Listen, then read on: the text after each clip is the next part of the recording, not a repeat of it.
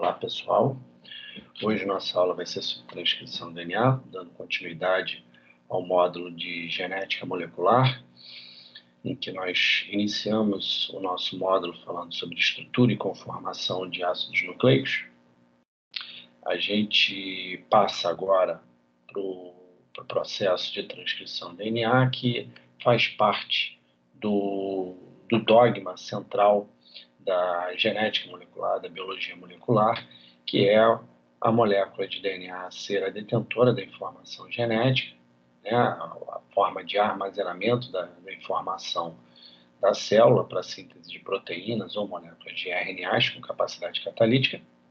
Em seguida, esse processo de transcrição, que nós vamos falar hoje, o processo de transcrição do DNA, que é conhecido de todos nós, né, um processo em que dá origem a moléculas de RNA, vamos falar bem verdade, não somente a um tipo de molécula de RNA, mas a todos os tipos de moléculas de RNA, tendo em vista que o processo de transcrição é nada mais nada menos do que a síntese de uma molécula de RNA a partir de um molde da molécula de DNA.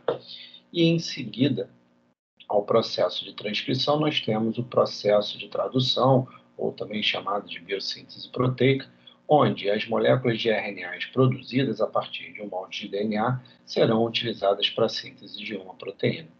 Ok? Então, hoje a gente vai abordar um pouco o tema sobre transcrição do processo de DNA. Então, a gente tem que começar com algumas informações simples acerca do processo de transcrição.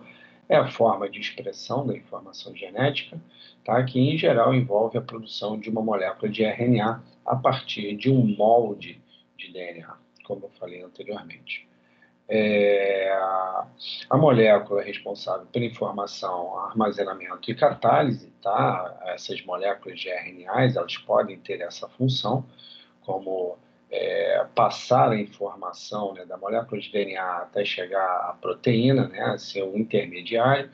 Em alguns tipos, em alguns sistemas biológicos, né, o RNA é uma forma de armazenamento da informação genética e também de catálise. Hoje nós sabemos que existem moléculas de RNA com capacidade catalítica. Tá? Os tipos de RNAs que nós conhecemos, né, os RNAs que são produzidos a partir de um molde de DNA, são as moléculas de RNA mensageiro, molécula de RNA ribosomal e RNA transportador. É bem verdade que a função de cada uma dessas moléculas de RNAs são distintas, mas no todo elas contribuem para a síntese de uma determinada proteína, para a síntese de um produto gênico, cujo material genético está armazenado na molécula de DNA. Então, se nós formos pensar na molécula de RNA mensageiro, a molécula de RNA mensageiro ela vai conter a informação, né, genética, na verdade, a informação transferida, né, do DNA para o RNA, para que essa molécula de RNA mensageiro leve a mensagem, leve o código até o ribosomo para ser decodificado e, dessa forma, ser sintetizada, né, uma proteína, sabendo que as proteínas são formadas por aminoácidos e a sequência de aminoácidos dentro de uma proteína é determinada pela sequência de nucleotídeos dentro da molécula de RNA mensageiro. Já o RNA ribosomal, ele pode ter uma função estrutural para dar forma ao ribosoma, ou também pode ter uma função catalítica dentro do ribosoma. Nós vamos ver isso na próxima aula. E, por fim, o RNA transportador, que vai transportar os aminoácidos até o ribosoma para que esses aminoácidos sejam ligados uns aos outros na sua sequência correta, tendo, assim, uma proteína sintetizada ao final do processo de biossíntese proteica. Então, notem que o processo de transcrição e tradução são processos contínuos, tá? São processos que ocorrem muitas vezes, dependendo do sistema biológico, simultaneamente. Ok? A enzima envolvida na síntese do RNA, de qualquer tipo de RNA, ela não requer um primer iniciador, diferente da da enzima que participa do processo de replicação do DNA. A gente viu na aula anterior, né, no material disponibilizado para vocês no AVA, que a enzima responsável pela síntese das fitas, né, fitas polinucleotídicas do DNA, das novas fitas polinucleotídicas do DNA, obviamente complementares à fita polinucleotídica MOLD, ela é sintetizada pela enzima DNA polimerase. E que essa enzima DNA polimerase ela precisa de um primer iniciador, que na verdade esse primer iniciador é nada mais nada menos do que uma sequência pequena, em torno de 15, 20, 25 ribonucleotídeos. É bem verdade que no final do processo de replicação, essa região de primer ela é substituída, né, por desoxirribonucleotídeos, tendo em vista que o primer iniciador do processo de replicação é uma sequência de RNA, né, uma sequência de ribonucleotídeos. Então, só para esclarecer, no final do processo de replicação, essa região aí de primer, né, de ribonucleotídeos, ela é substituída por desoxirribonucleotídeos, também por uma DNA polimerase. A gente viu na aula anterior que existem vários tipos de DNA polimerases, né? DNA polimerase 1, 2 e 3, cada um tem uma função mais específica. Tá? A DNA polimerase 3 faz a síntese, né? Faz a extensão da molécula de DNA, a DNA polimerase 1 faz a remoção do primer iniciador. Né? Então, cada DNA polimerase tem a sua função dentro do processo de replicação do DNA. Então, voltando aqui para a questão da transcrição do DNA, o processo de transcrição do DNA é um processo enzimático que é catalisado por uma enzima chamada de RNA polimerase, como vocês estão vendo aqui embaixo. Né? Essa enzima, ela incorpora nucleotídeos na molécula de RNA pré-existente. Tá? Então, aqui nesse esquema, nós vemos aqui em laranja, né, um esquema, né, uma representação da RNA polimerase. Essa RNA polimerase ela tem uma região de ligação para o DNA, também tem uma região em que ela separa a dupla fita de DNA e também temos uma região dessa RNA polimerase que é responsável pela extensão, pela síntese da molécula de RNA a partir de um molde da fita de DNA. Tá legal?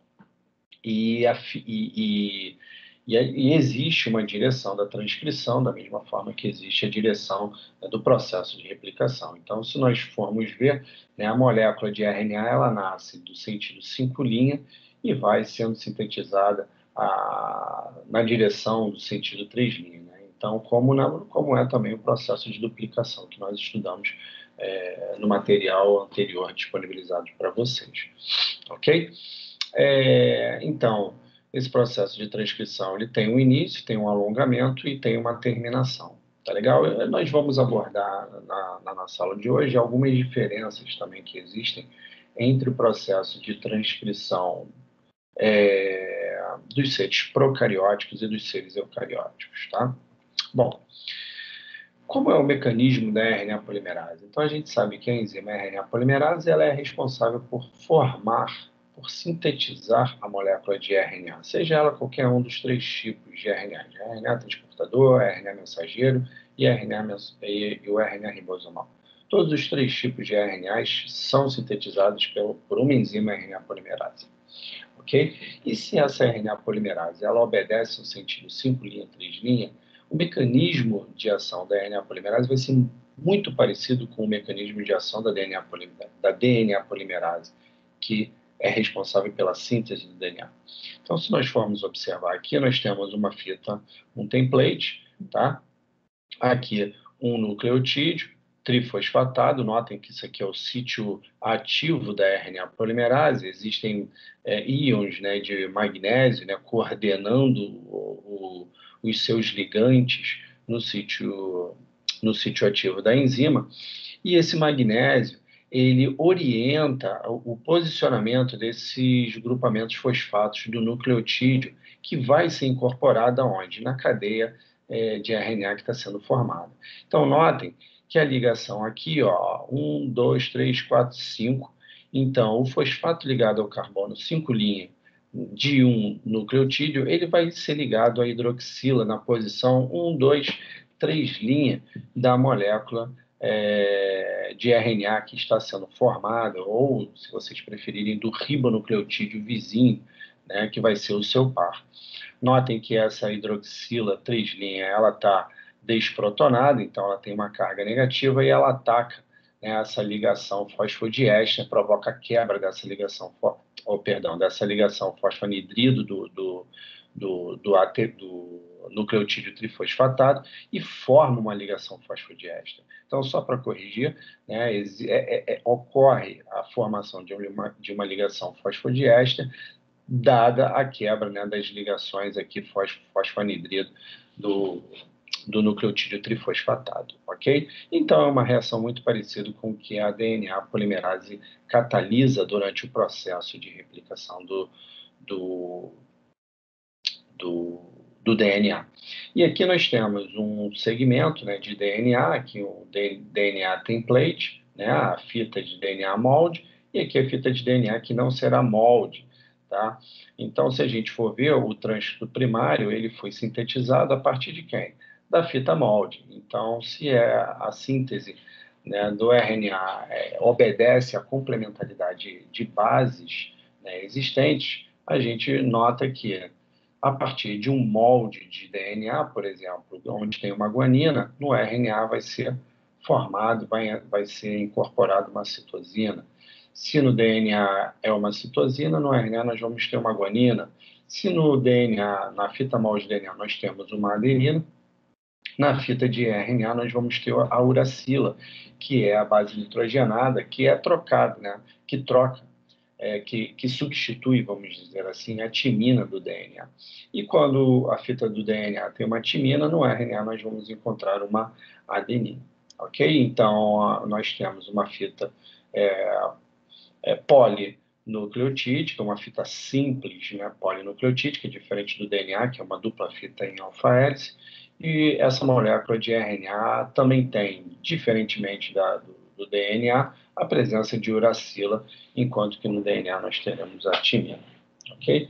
Então, é assim que ocorre o processo de síntese de uma nova molécula de RNA a partir de um molde de DNA.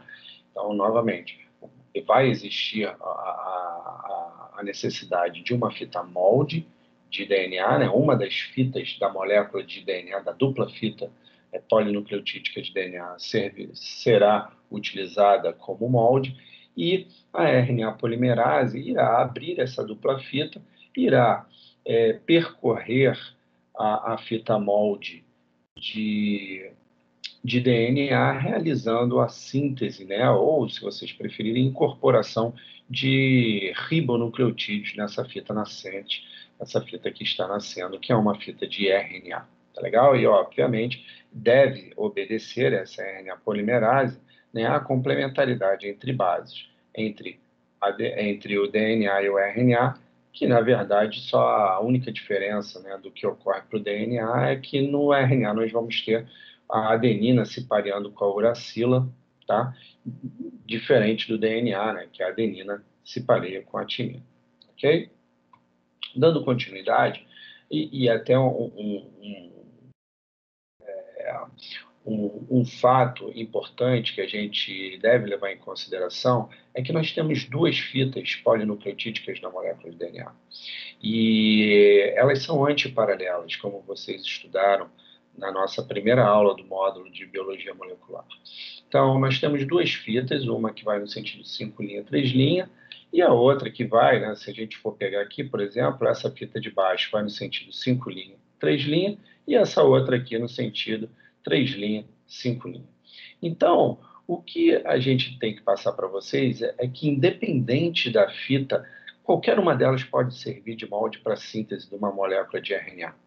Tudo vai depender do início do processo de transcrição. Tudo vai depender da sequência de nucleotídeos na molécula de DNA na região adjacente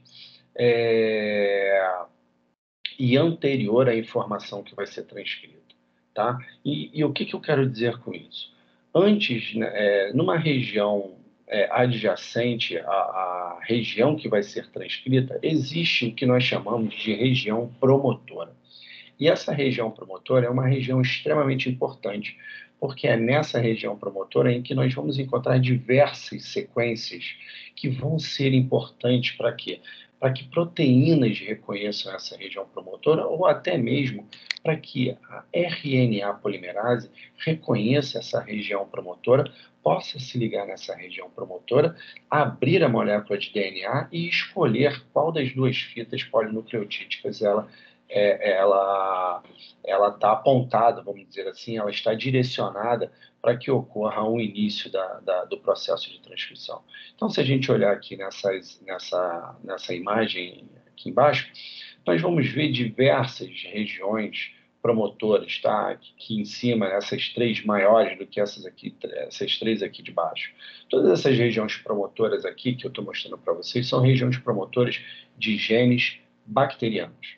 Então, não sei se vocês se recordam da nossa aula de estrutura e organização do material genético. Todo gene ele possui uma região promotora que regula, né, uma região de gene estrutural, de uma ORF, né, que a gente chama de Open Reading Frame, que contém verdadeiramente a sequência de nucleotídeos que vai codificar uma determinada proteína. Então, a região promotora ela não tem nucleotídeos que codifiquem aminoácidos durante uma síntese de proteína. A região promotora ela tem uma função muito importante, que é de quê? De regular se uma ORF, se um gene estrutural deve ou não ser transcrito. Tá? Se vai ocorrer uma indução do processo de transcrição ou repressão desse processo de transcrição. Então, nessa região promotora, existem sequências, né, em posições específicas que servem de reconhecimento para proteínas e RNA polimerase para que elas se liguem nessa região. Então, em seres procarióticos, existem duas regiões muito características em que todos os genes procarióticos possuem. É uma região que se localiza a menos 10 nucleotídeos do início do processo de transcrição. Então, aqui em azul seria o início do processo de transcrição, o início da ORF, né, o início do gene estrutural. Então, aqui a gente começaria a contar positivamente o número de nucleotídeos, né, mais 1, mais 2, mais 3, mais 4 nucleotídeos, tá? E óbvio que cada nucleotídeo vai ter uma base nitrogenada específica. E abaixo, antes do início do processo da ORF, nós vamos encontrar na posição de menos 10 nucleotídeos uma região que é chamada de região de Tata Box. O que significa essa região de Tata Box? É uma caixa Tata, em que essa região, né, de Tata Box ela vai ter uma repetição muito grande de TA-TA. Tá? Então, vocês podem ver que todas essas regiões promotoras, em todas essas sequências que estão alinhadas nessas regiões promotoras, elas têm uma similaridade muito grande de quê? De timina e adenina. Timina e adenina. Notem que a região promotora, a gente está falando, ela se localiza onde? No DNA, ok?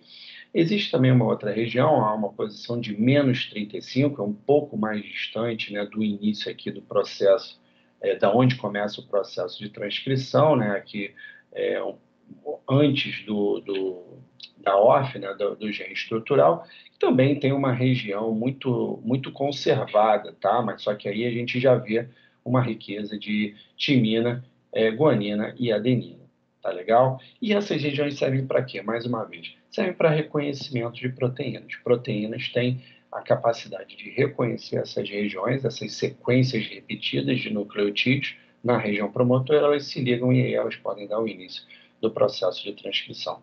Claro que antes de iniciar o processo da transcrição, a RNA polimerase ela tem que estar ligada, ela tem que estar ativa e também tem que ter a capacidade de quê? De abrir a dupla fita de DNA. Quando eu falo em abrir a dupla fita de DNA, a gente está mencionando em quebrar as ligações de hidrogênio que existem entre os nucleotídeos pareados, né, entre as fitas complementares.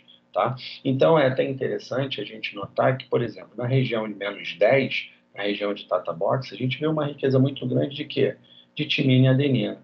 Isso faz facilitar o quê? O trabalho da RNA polimerase de abrir, né, de iniciar a abertura da dupla fita de DNA em uma região específica, conservada em todos os genes procarióticos, nesse caso, tá?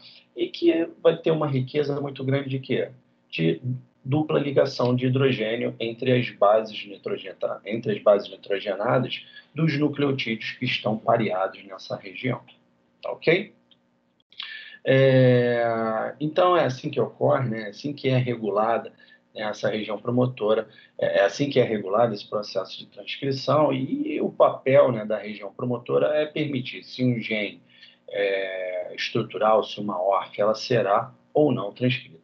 E que, independente da fita do DNA, da posição da fita do DNA, essa RNA polimerase, ela pode pegar uma fita, pode usar uma fita molde e transcrever da direita para a esquerda, como da esquerda para a direita. Tudo vai depender do quê? Da onde se localiza essa região promotora, aonde está essa sequência específica e conservada para que as RNAs polimerases possam se ligar na região promotora e iniciar o processo de transcrição, seja da direita para a esquerda ou da esquerda para a direita. Ok?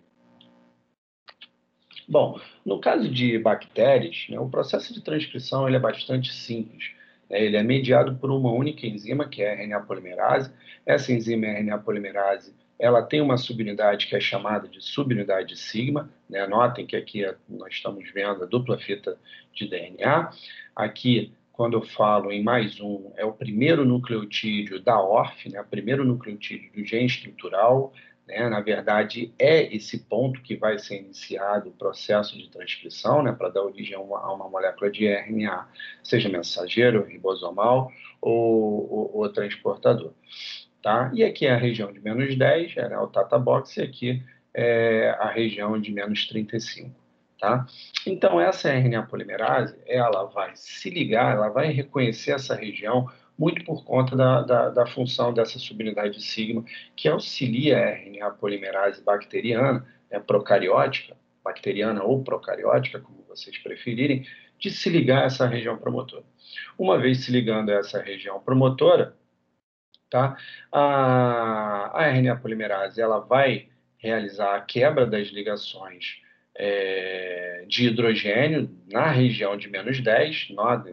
Notem que no slide anterior eu falei da característica de -10, que ela é muito rica em quê? Em timina, em pareamento entre nucleotídeos que tenham bases nitrogenadas, timina e adenina, e isso facilita o papel da RNA polimerase, né, em quebrar essas ligações, facilita a quebra facilita o trabalho da RNA polimerase, quebrando essas ligações, essas duplas ligações de hidrogênio, e separando assim a fita de DNA, e aí a RNA polimerase vai utilizar uma dessas fitas como molde, aqui na figura ao lado, como molde para a síntese de uma molécula de RNA que está nascendo aqui, nesse caso em verde.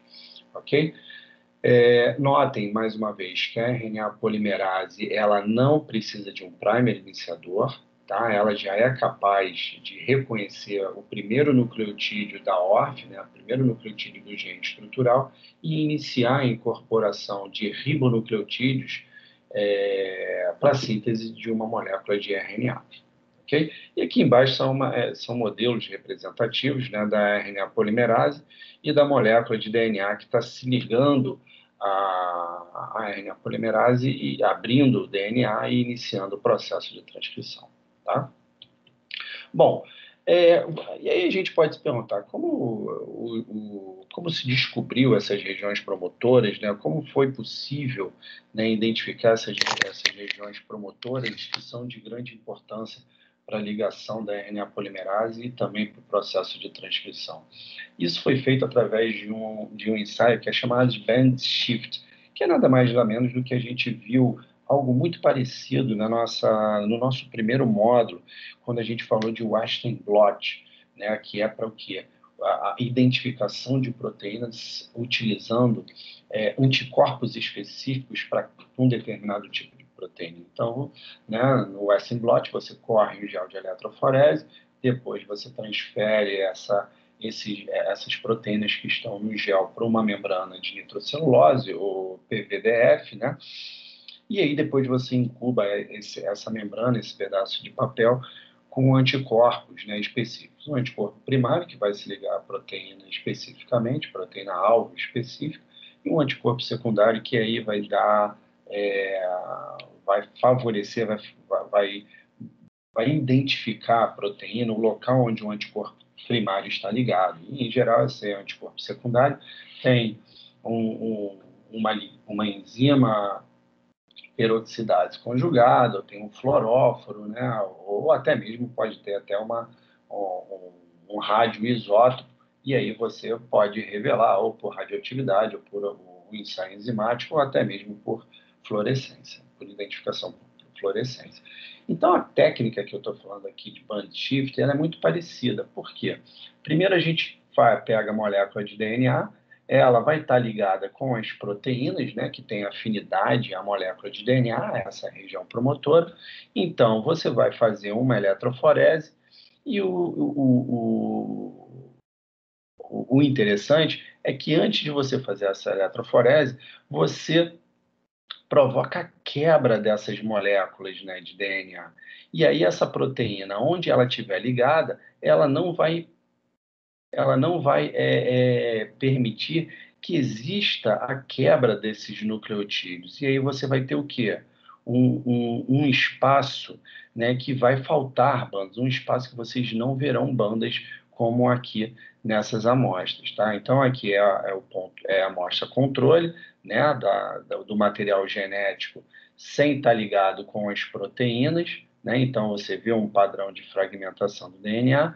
E aqui você misturou o teu DNA com a proteína que se liga à região promotora. E aí você vê que o local onde essa proteína se ligou no DNA, né, no caso na região promotora, essa interação entre a proteína e a região promotora faz com que não seja possível quebrar, fragmentar o DNA nessas regiões. Então, existe o desaparecimento de algumas bandas. Por quê? Porque a proteína se ligou no DNA e está protegendo aquela região da quebra. Tá? Então, esse aqui é um esquema e isso daqui é uma representação de um artigo científico, né, das regiões de ligação da RNA polimerase. Né? Notem que aqui é o material genético sem RNA polimerase ligado e aqui é o local, né, na presença da RNA polimerase. Então, notem aqui, ó, que a RNA polimerase ela se liga muito fortemente, ó, numa região de -10 até uma região de -35 nucleotídeos. Então, essa região aqui é uma região importante para quê? Para a RNA polimerase se ligar à região promotora e abrir a dupla fita de DNA para iniciar o processo de transcrição. Ok? Bom, dando continuidade e passando para seres um pouco mais complicados, mais complexos, que são os seres eucarióticos, a gente já vai ver um aumento da complexidade. Né? Em seres eucarióticos, por exemplo, existem 3 tipos de RNA polimerase. Aí existe a RNA polimerase 1, a RNA polimerase 2 e a 3. E cada uma dessas RNAs polimerases é responsável pela síntese de um tipo de RNA. Então, a RNA polimerase 1 é responsável pela síntese do RNA ribosomal, a RNA polimerase 2 para a síntese do RNA mensageiro e a RNA polimerase 3 para a síntese do RNA transportador. Ok?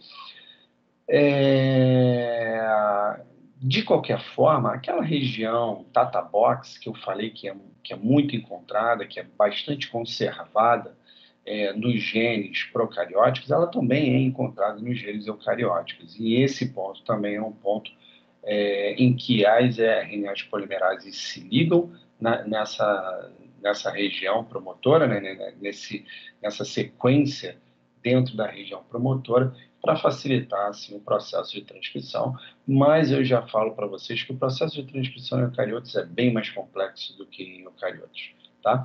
Tendo em vista já por essa figura. Aqui nós temos a molécula de DNA, né? Aqui a região +1, que é o primeiro nucleotídeo a ser transcrito, e aqui a região Tata Box, tá? Na posição -30. Notem que a Tata Box dos seres eucarióticos estão deslocados um pouco mais para baixo, tá? em procariotos é menos 10, em eucariotos é menos 30.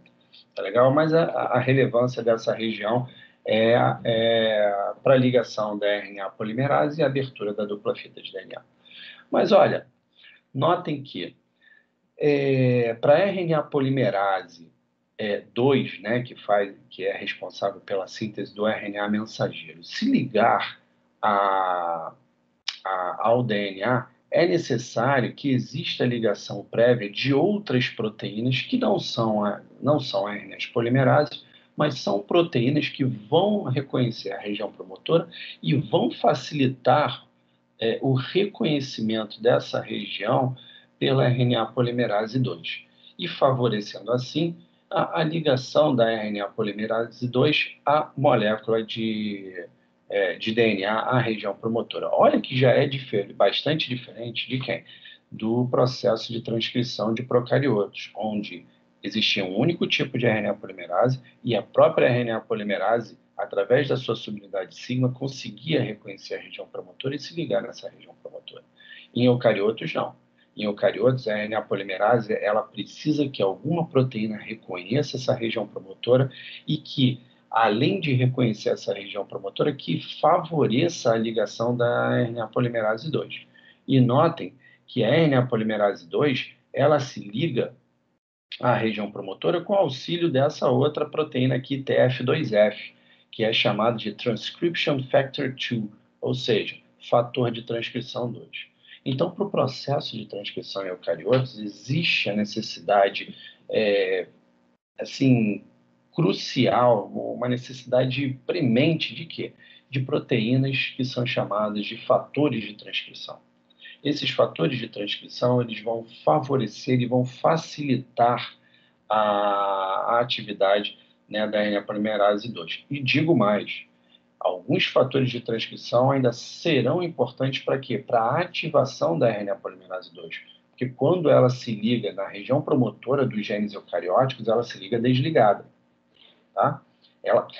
É engraçado, né? Ela se liga à região do DNA, mas ela se liga à região do DNA, a região promotora do DNA, porém ela está em um estado inativo, ela não está ativa. Ela, para se tornar ativa, ela vai precisar ser, como nós estamos vendo aqui mais embaixo, esses fosfatos, ela precisa ser fosforilada, tá? Então, a RNA polimerase 2, para que ela se torne ativa, primeiro, ela tem que estar ligada ao DNA. Essa ligação do DNA ela é favorecida por outras proteínas que são chamadas de fatores de transcrição e que alguns desses fatores de transcrição, como, por exemplo, se eu não me falha a memória, o fator de transcrição, agora fiquei na dúvida.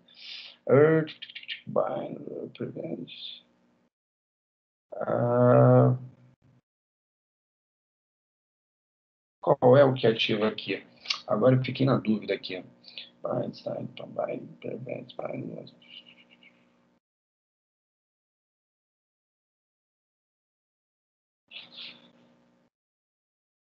Aqui, é a TF2H, que fosforila a polimerase 2. Tá? E essa fosforilação causa o quê? Uma modificação covalente na RNA polimerase 2 e, consequentemente, ativa ela, e aí ela vai poder percorrer o molde de DNA e catalisar a síntese de RNA.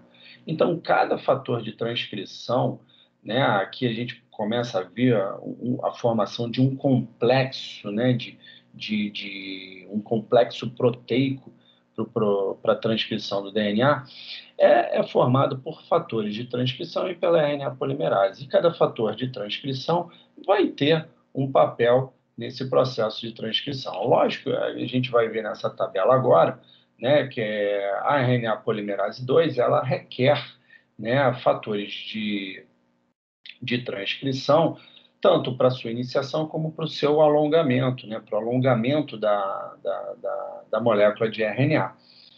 Mas que cada fator desses, cada proteína dessa vai ter uma função, tá legal? Aqui nós temos os fatores, né, de transcrição que vão auxiliar a RNA polimerase 2, né, aqui o número de subunidades, né, para a gente ver se é uma proteína que tem estrutura primária, tem estrutura terciária ou estrutura quaternária, né, que ela atinge somente uma estrutura terciária ou ela atinge uma estrutura quaternária. Aqui a massa molecular dessa proteína e aqui a função de cada um desses fatores de transcrição. E aí eu acho que é importante que vocês saibam que existem fatores de transcrição que abrem a dupla fita de DNA, diferente dos procariotos, né, que a própria RNA polimerase ela abre a dupla fita de DNA. Em eucariontes, não. No processo de transcrição dos eucariontes, é necessário um fator de transcrição que abra a dupla fita do DNA para que a RNA polimerase reconheça a sua fita molde e percorra essa fita molde sintetizando o RNA.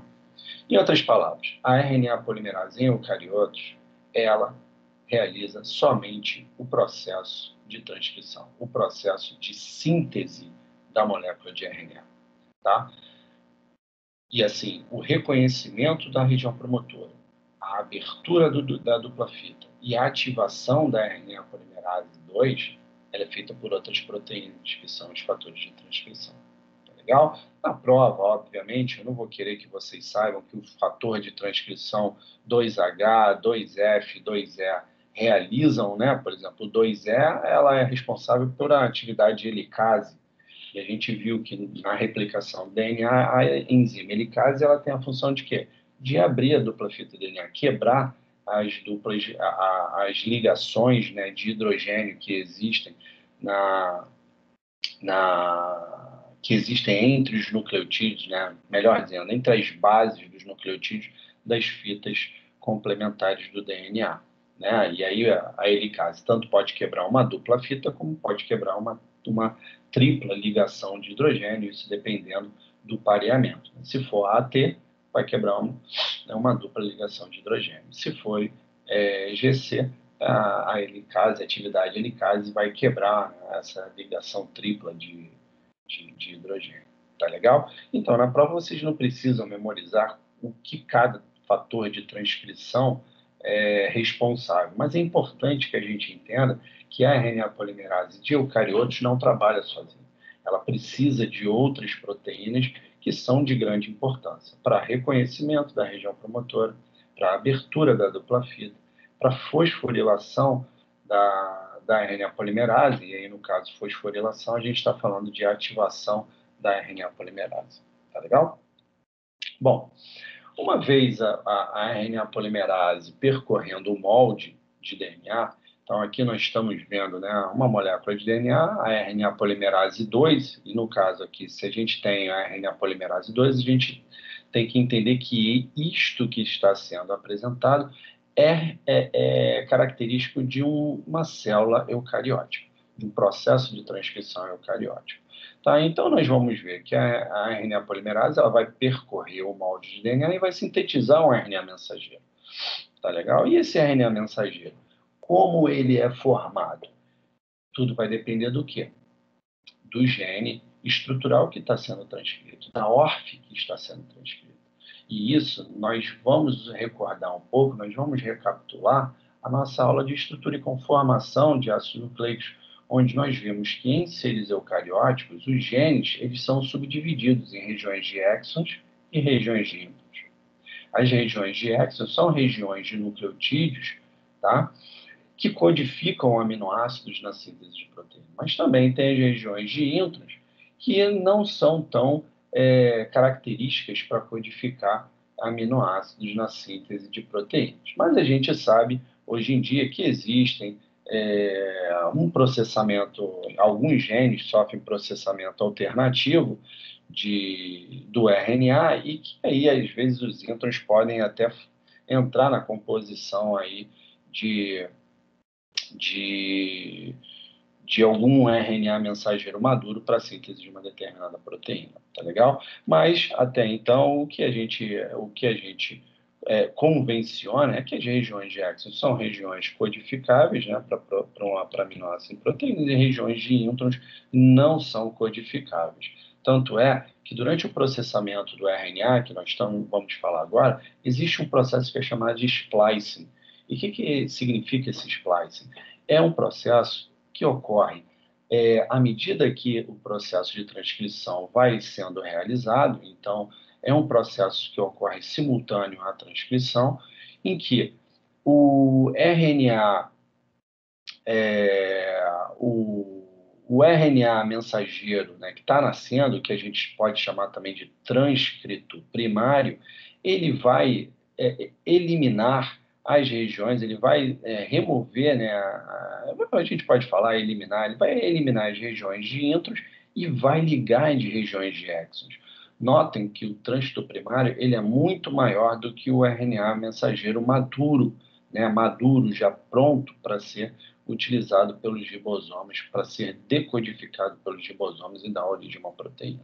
Tá? Então, existe um processamento do RNA que é muito importante para os seres eucarióticos, que é o quê? O processo de splicing, que é o processo de eliminação dos introns e ligação dos exons, né, na sua sequência correta. Mas a gente sabe, hoje em dia, é importante frisar isso, que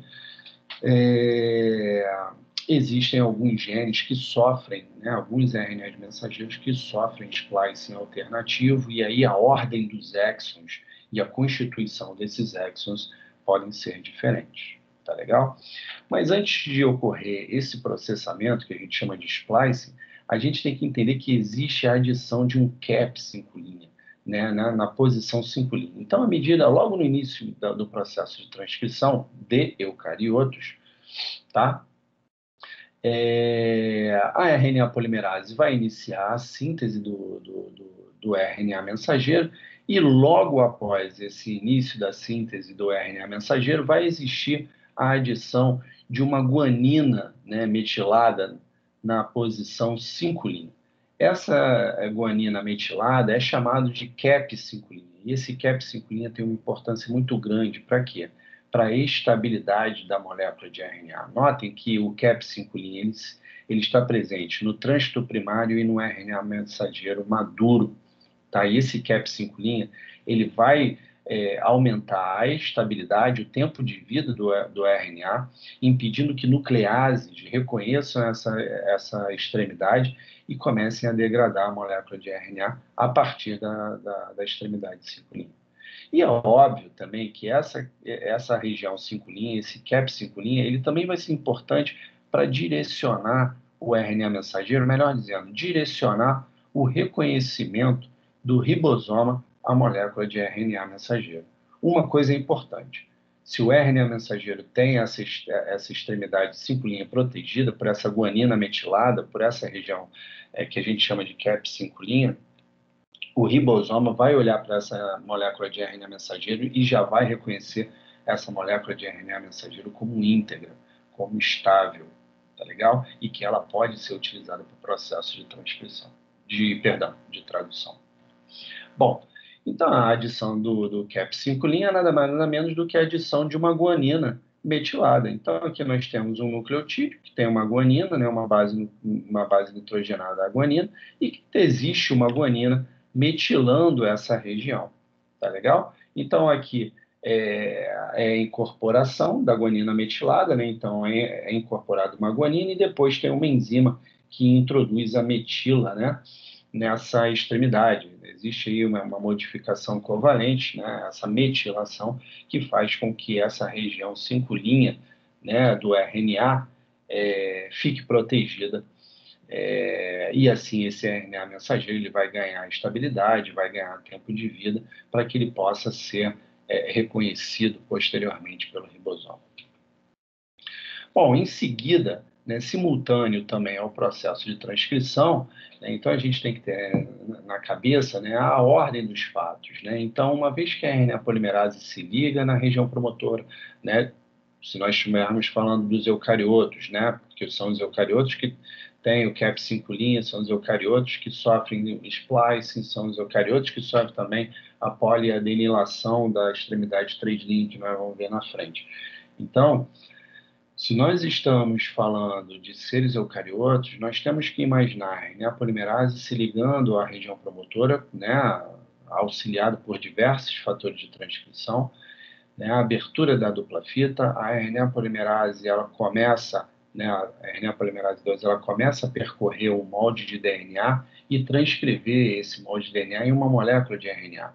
Logo em seguida, você tem a metilação, né, da guanina, e em seguida já começa o processamento desse RNA, que é o processo de splicing.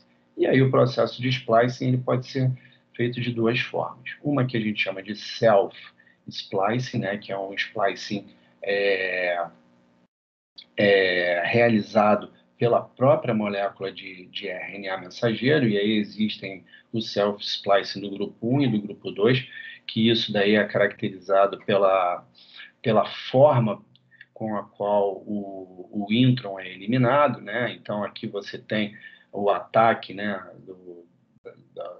você tem um ataque, né? Você tem a quebra da ligação fosfodiéster e depois dessa quebra da ligação fosfodiéster, a hidroxila, né, do último nucleotídeo, né, da última base nitrogenada do nucleotídeo, de um exon, atacando a ligação fosfodiéster do primeiro nucleotídeo, da primeira base nitrogenada do nucleotídeo do exon seguinte. Tá? E aí você tem a formação aqui do, do, do RNA mensageiro maduro, vamos dizer assim, com a eliminação do intron. E aqui já no grupo 2 você tem a formação de uma alça, tá legal? E aí você tem o mesmo mecanismo, mas aí você tem a alça sendo formada, tá? Bom, um outro tipo de processamento é chamado de spliceosoma. Tá? Ele é um processo também de eliminação dos introns, mas é importante que a gente entenda que esse processamento, né, que esse splicing, né, que esse processo de splicing, ele é orientado por proteínas e moléculas de RNA ribosomal, que a gente chama de Small Nuclear RNA, tá? Então, aqui nós vamos ter, não vou entrar muito no detalhe, mas é importante que a gente saiba que a formação do spliceossomo, né, reconhecimento do início e do fim do intron, isso é feito por proteínas e moléculas de RNA. Notem aqui, ó, uma molécula de RNA reconhecendo o final de um exon e o início de um intron, e aqui uma outra molécula de RNA também reconhecendo o final da região de intron. E, consequentemente, você vai ter, né, essas proteínas catalisando a quebra dessas ligações fosfodiésteres, eliminando o intron e ligando os exons. Ok? Isso ocorre, isso é específico para células eucarióticas, tá ok, gente? Procariotos não possuem regiões de introns, né? A gente viu lá na nossa aula de estrutura e conformação de ácidos nucleicos, quando a gente falou de DNA e também de RNA, os seres procarióticos, né, eles têm o material genético deles organizado só na forma de exons. Já os procarióticos têm só o material genético organizado na forma de exons. Já os eucarióticos, os seres eucariotos, eles têm o genoma organizado, principalmente as ORFs, elas estão organizadas em exons e introns, ok? Bom, e ao final desse processo, existe ainda a proteção da extremidade 3' do RNA, que é uma poliadenilação dessa região. E aí a incorporação de mais ou menos aí 150, de 100 a 250 nucleotídeos contendo a base nitrogenada adenina. Por isso que a gente chama de poliadenilação, né? Ou a gente pode chamar também de adição da cauda poli-A, que é a característica da extremidade 3' do RNA mensageiro, e aí já é o final do processo de transcrição. Tá legal? É bem verdade que essa cauda poli-A ela também tem uma importância muito grande na estabilidade e também para favorecer o reconhecimento do RNA mensageiro maduro pelo ribosoma que vai pegar que vai reconhecer essa molécula de RNA que vai estar protegido na extremidade 5' e protegido na extremidade 3' e vai dar essa molécula de RNA como íntegra, como intacta e vai poder traduzir a informação contida nessa molécula de RNA. Bom, o que eu falei para vocês de exons e introns, né, é muito curioso, porque muitas vezes o trânsito primário ele é muito maior do que o RNA mensageiro maduro. Tá? Então, se a gente pegar o genoma como eu posso dizer aqui, a sequência de nucleotídeos do gene da ovoalbumina, nós vamos ter o quê? Regiões de exons e regiões de introns. Quando esse gene aqui for transcrito, tá? Notem que vai ser adicionada o cap5' e aqui a cauda poli-A. Notem que no trânsito primário nós vamos encontrar os exons e os introns, mas depois do splicing e da poliadenilação, né, na extremidade aqui 3' o que nós vamos ter? Somente uma região de exons, e essa região vai ser muito menor do que a região do gene no DNA ou no trânsito primário. Notem que o gene da ovoalbumina tem aí 7.700 pares de bases.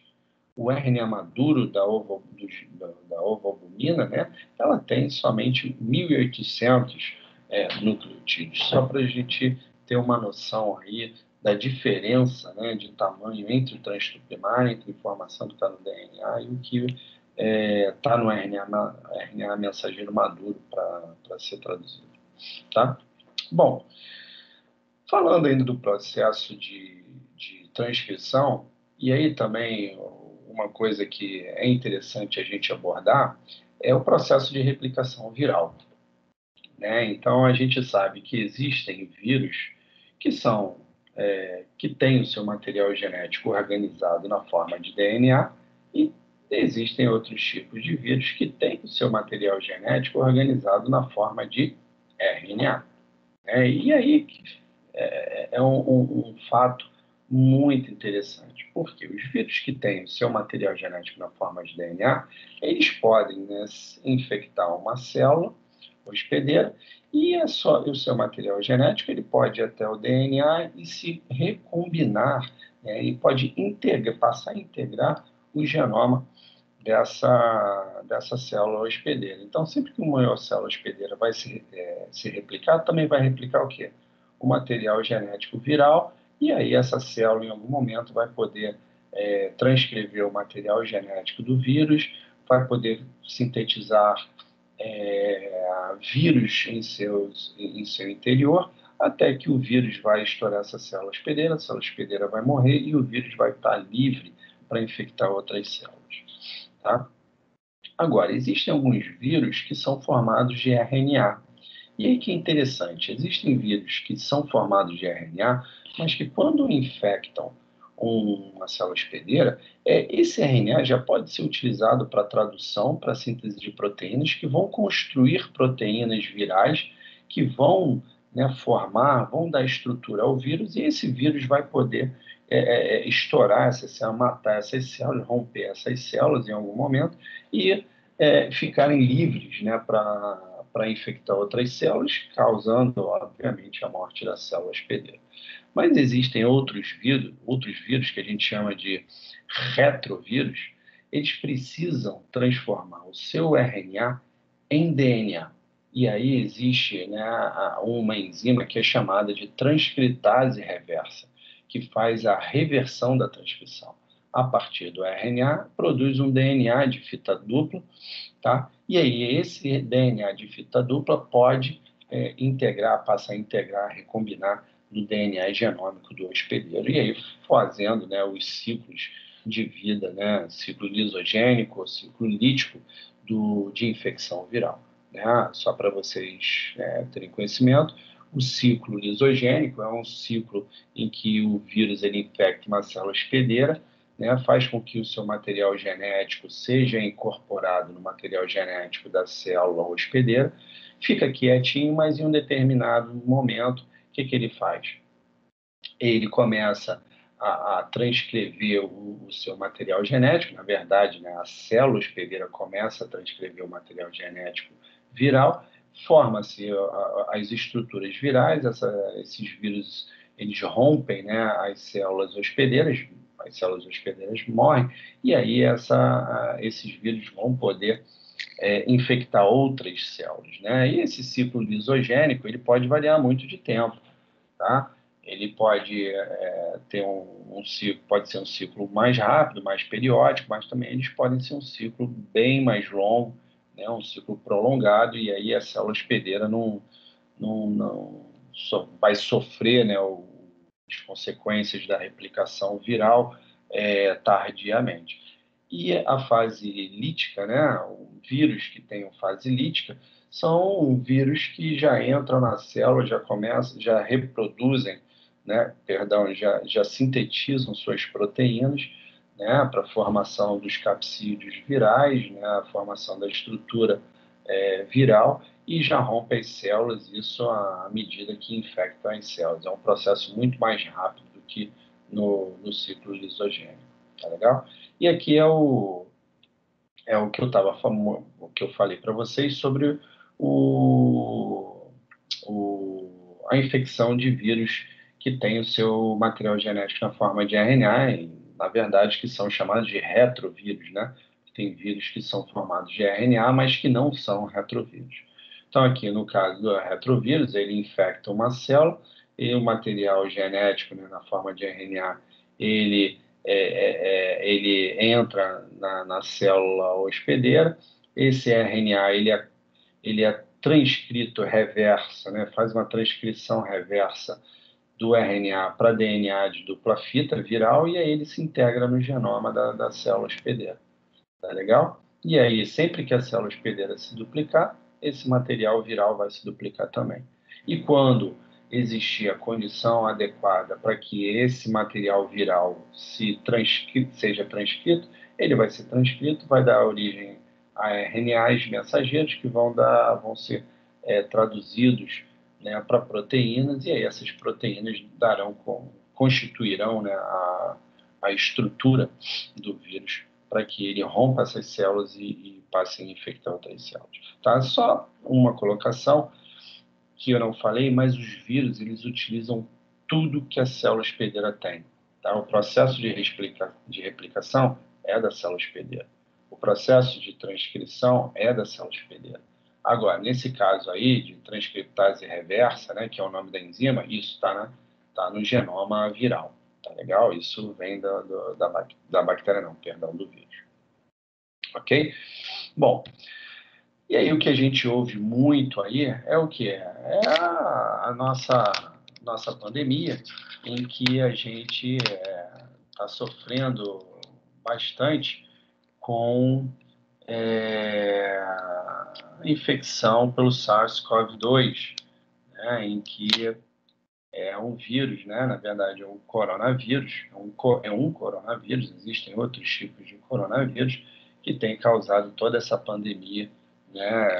E Covid, que tem esses níveis, tem um nível altíssimo de infectividade e também tem uma capacidade enorme de causar complicações em diversos órgãos dos seres humanos consequentemente, pode levar, devido a esses efeitos, né, nos diversos órgãos, pode levar a pessoa a óbito. Né? Então, na verdade, o coronavírus ele pode causar problemas muito graves no fígado, né, muito graves também na infecção pulmonar, né, que é a mais característica, e isso pode comprometer e levar a pessoa ao óbito.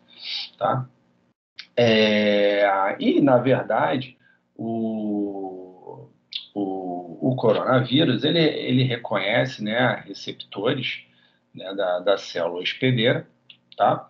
Esses receptores são reconhecidos por uma proteína S, né, que é a proteína spike, né, e que até essa proteína S, ela é alvo, né, de muitos testes de identificação, né, de identificação viral, né, em amostras biológicas, né? Esse vírus, né, o coronavírus, ele vai lançar o seu material genético, né, no interior, né, no citoplasma da célula hospedeira, tá? Sendo que esse material genético do vírus, né, o RNA, ele vai ser utilizado para a síntese de de uma proteína, né, que é a polimerase viral. Essa polimerase viral vai sintetizar, né, uma molécula, né, de RNA, e essa molécula de RNA, posteriormente, né, vai dar origem a outras moléculas de RNA, tá? Codificando assim, dando origem a proteínas, e essas proteínas, posteriormente, vão dar origem à estrutura viral, tá? E aí essa estrutura viral, né, dentro do retículo endoplasmático, ela, pelos sistemas de secreção de vesícula, né, das células hospedeiras, elas são secretadas, e aí existem mais vírus para infectar as células hospedeiras. Tá legal? Então, o que a gente sabe também é que o coronavírus é um vírus formado, que tem o seu material genético na forma de RNA. Tá legal? Bom, e a gente sabe que existem, né, se existem vírus, existem drogas inibidores, né, da proliferação ou de algum outro processo viral. E aqui eu dou dois exemplos, né, dois inibidores virais que são muito utilizados ainda para tratamento da AIDS, né, em pacientes contaminados pelo HIV, que são o AZT e o DDI. Tá? São drogas que foram sintetizadas há bastante tempo, mas que tiveram sua função, né, o seu papel de inibir a replicação viral, né, na década de 80, né, no final da década de 80 e início da década de 90. Tá legal? E hoje essas duas drogas compõem um coquetel de inibidor viral que é utilizado para tratamento de pacientes com HIV. E aqui existe uma lista, né, de outras drogas que são utilizadas para tratamento de infecções virais. E que, em geral, essas drogas que são bem-sucedidas, elas têm uma característica muito interessante. Elas são análogas aos nucleotídeos. Tá? Então, se você for pegar aqui o AZT, se você for pegar o DDI, você vai ver uma semelhança muito grande com algum nucleotídeo que entra na formação de quem? Da molécula de DNA ou da molécula de RNA. E aí, quando esses análogos de nucleotídeos eles são incorporados no DNA ou no RNA, eles bloqueiam a continuidade, eles travam a continuidade da síntese dessas moléculas. E aí faz com que essas moléculas de DNA viral ou RNA viral, eles não sejam sintetizados na sua plenitude, na sua integralidade, e, consequentemente, eles não vão ter o seu papel funcional definido, né, para o vírus. Tá legal? Então, aqui nós temos, vocês podem ver depois e entrar no Google e buscar qual o mecanismo de ação, ver qual a finalidade, qual a função de cada um dessas drogas, desses inibidores. Mas aqui, como a gente está muito na moda, né, do coronavírus, né, existe aqui o Remdesivir. É uma droga que não é recente, uma droga que é utilizada contra o vírus Ebola, né, e vírus Marburg, mas que os pesquisadores tentaram, né, buscar uma eficácia do uso do Remdesivir contra o coronavírus. E, infelizmente, né, os resultados não foram promissores. Né? Embora muita gente use, né, o Remdesivir, que é uma droga extremamente cara, né, contra o coronavírus, a eficácia dele não foi plenamente comprovada. Tá legal? Então, isso é só para que vocês tenham conhecimento, né, de que a molécula de RNA, o processo de transcrição é extremamente importante para todos os sistemas biológicos, né, que nós conhecemos, seja o processo de transcrição, né, formação de RNAs em procariotos e eucariotos, ou até mesmo em vírus, né, que utilizam o seu material genético, alguns deles que possuem o RNA como material genético, para produzir suas próprias proteínas, ou ainda para utilizar o seu material genético na forma de RNA para gerar uma molécula de DNA através da atividade da enzima transcriptase reversa. Tá legal? Então, esse era o bate-papo de hoje, a nossa aula de hoje. Espero que vocês tenham gostado. Se vocês tiverem alguma dúvida, por favor, não hesitem. Entrem no nosso fórum de discussão, coloquem as suas dúvidas para a gente esclarecer tudo da melhor forma possível. Tá ok? Um forte abraço para todos.